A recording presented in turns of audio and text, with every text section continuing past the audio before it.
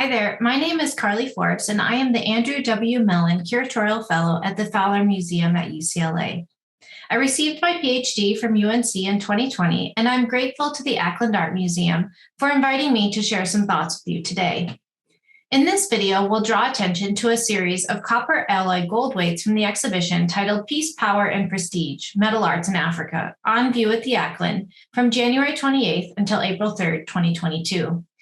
These copper alloy works are quite small and may be easy to overlook as you take in the exhibition.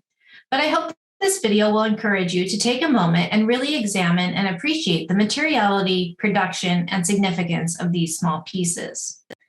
We'll start first with these three examples and begin with a short close looking exercise. What are some of the visual qualities that you observed in these works?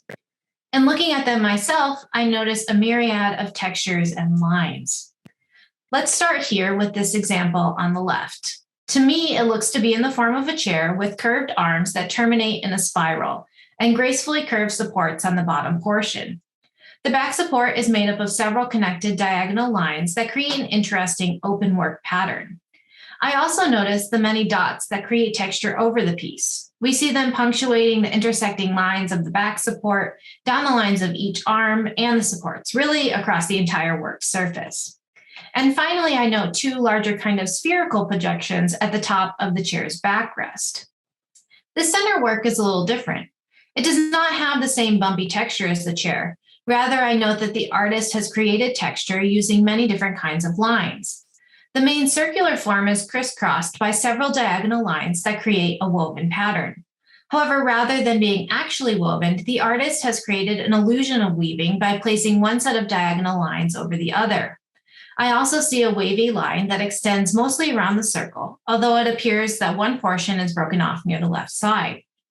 In addition to the main circular part, I see a projection coming from the bottom. It seems to be connected by a series of curved lines. We'll look at this more in a moment, but I can tell you now, while the previous example was a chair, this one is a fan.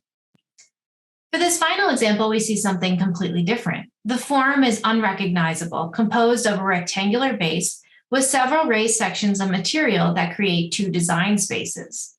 The outside is punctuated into several rectangular boxes, while the large center area features two curved lines set on diagonals that meet to create a kind of heart-shaped form.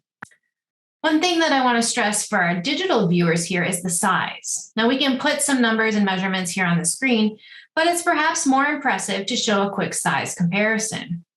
Here I've used the United States quarter, which is about 1 inch in diameter, to compare the weights sizes. We can see that the chair is only about 1.5 quarters tall, while the largest, the fan, is almost 4 quarters tall. All in all, we can appreciate the details even more, knowing that the artist showed so much detail on such a small scale. And I encourage you to visit the exhibition to see these fine works for yourself. Having looked in detail at the aspects of each work and having thought about their small size, our final practice of close looking is to compare them together. Here we notice that there are also different kinds of colors and patterns of wear. Can you notice that the chair has a slightly different hue than the fan, and the geometric patterned weight is slightly darker than the others?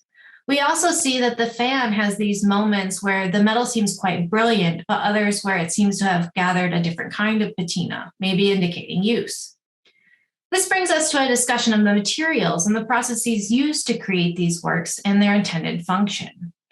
First, let's discuss materiality. As we noted in our observations, the works vary in their color and have an incredible amount of detail, especially considering how small they are. How could the artist have made these intricate designs on such a tiny scale? This is due in part to the way that these objects were made, using the lost wax casting technique. Rather than smithing, in which the artist uses force to hammer out designs on heated metal and is seen in many examples in this exhibition, with lost wax casting, the artist uses a wax model that is then cast into a metal form. And perhaps this is easier to explain with an example with this that we see from the Fowler Museum. The form here is very similar to what we just saw, but it is in fact a very delicate and fragile model made from molded wax. The two detail images here show how the artist has taken strips and globs of wax to create the texture that we admired just a moment ago. So then once finished with the wax model, the artist then encases the model in clay, filling in all those cracks and crevices and preserving all the detail that we admire. Once the clay has been dried and set, the artist will then pour in the molten copper alloy metal, which then melts the wax out the bottom, hence lost wax. The wax is lost and the metal fills in those voids. Once everything is cooled, the form is broken and it reveals the metal inside. Because the wax is melted out, you can imagine that each individual object is a unique creation made from a unique wax form. Now, it can be a little tricky to visualize this process, so I've included a link in the description to this video to a few other videos that demonstrate the method. But we can imagine maybe with this fan that the artist has taken strips of wax to create the center pattern, then molded the exterior wavy line to the fan, and then wrapped small sections of wax around that handle to create the intricate pattern. The second aspect about materiality that we can discuss here is the color variation. As we noted, the colors vary between the three works, and this might be because of the different alloys used in the casting process. So because these are copper alloy, the base would have been mostly copper, but other metals such as zinc, tin, or lead could have been added to the mixture and help determine the different hues. Now that we've understood how and with what materials these are made, a big question about the purpose for these works remains. We've noted that some of the works have recognizable figurative forms, such as the chair or the fan, while others are more abstract. Scholars argue that the two forms can help us understand how the works functioned in Akan-speaking societies of West Africa, with the geometric weights, like the one here on the right, serving as functional works, such as we see here. They were used as counterbalances on scales to weigh gold. So here we get a little confusing with the naming of these objects. They're called Goldweights, but they're made of copper alloy, but they were used to weigh gold. So they were copper alloy weights used to weigh gold. And you would have had one of the weights on one side of that balance and added gold dust until it was even. So we have the weight representing an exact measurement of that dust. So rather than having a distinct shape or size or color or pattern that equaled a certain amount of gold dust, it really is the mass here that matters. And while the geometric weights serve this practical use of measuring, the figurative ones were not necessarily used in that way. They could have been used to facilitate interactions between two individuals. Often in Akan arts, we have what scholars have called a verbal visual nexus, where verbal ideas, sayings, or metaphors are translated into visual forms. Thus, with these figurative weights, their forms would have been understood to convey certain messages.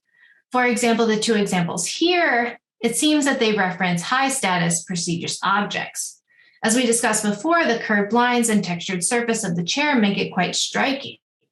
These forms also hint that the chair is modeled after actual seats used by Akan chiefs. The fan is also an important piece of regalia.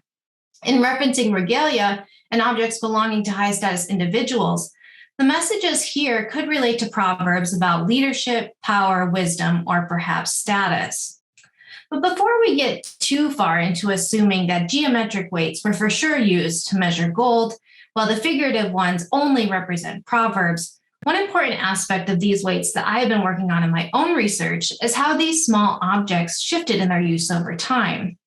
Historically, yes, they probably would have been likely used in monetary transactions, but throughout the 20th century, we also see them transform into important objects of exchange. Because in 1889, the British outlawed gold as currency in this area, which was then called the Gold Coast, and enforced the British pound sterling as the official currency. While it seems likely that this law took some time to go into effect after 1889, over time, my research examines that there would have been a drastic shift in the use of these weights. Because at the same time that the gold was outlawed, we also see increasing numbers of Europeans and Americans visiting and living in the Gold Coast. As we have noted, these objects are quite small and they're easily transportable. Thus, they are perfect souvenirs for one's trip to the area. Now, I don't have time to go into all the specifics of my research, but I think it's important to bring a healthy dose of skepticism regarding our understanding of the weights in these uses. Maybe they were used to weigh gold, Maybe they were representing proverbs, maybe they were made specifically to be traded, or perhaps they were some combination of all three. So as a conclusion, I'll draw our attention to one final example. The weight here appears in the shape of a sword with a slightly curved blade and a distinct handle consisting of two spherical nodes. We also see that where the blade and the handle meet, there's another projection and a crocodile etched onto the blade's surface. I draw attention to this weight to encourage you to make other visual comparisons while you are in the galleries visiting the exhibition, because this weight makes a nice comparison to two other works on view. Both from Ghana, these ceremonial swords are several times larger, but we can see similarities in the shape of the handle and the reuse of the crocodile motif. So I encourage you to seek other similarities and comparisons between these gold weights and the other objects on view. So this brings us to the end of our time together, but I hope this practice of close looking has helped highlight some of the amazing details of these small copper works, while also encouraging you to visit the exhibition and see them for yourselves. Please enjoy your visit and all the wonderful works in Peace, Power, and Prestige, the Metal Arts in Africa, on view at the Ackland until April 3rd. Thank you.